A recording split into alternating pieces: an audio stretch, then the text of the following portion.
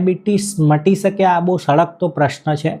તો એના માટે હું એક સરસ સ્ટોરી તમને કહેવા જઈ રહ્યો છું. 1954માં રોજર બેનિસ્ટર નામના અમેરિકન દોડવીર, જેણે 1 માઇલ રનિંગ 4 મિનિટની અંદર કમ્પ્લીટ કરી.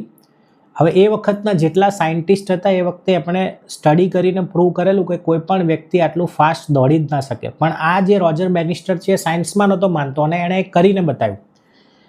હેરાનીની વાત એ છે કે આ રેકોર્ડ 50 વર્ષ પછી તૂટ્યો અને જેવો આ રેકોર્ડ તૂટ્યો એ જ વર્ષે 150 લોકોએ આ રેકોર્ડ તોડી નાખ્યો.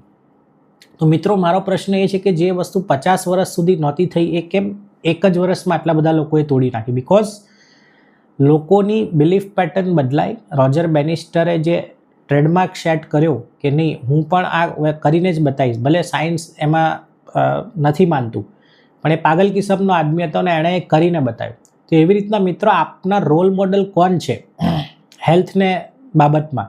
તમે કોમેન્ટ બોક્સમાં લખી શકો. હું doctor Gunjit Parmar, lifestyle disease specialist and diabetes reversal health coach. Thank you.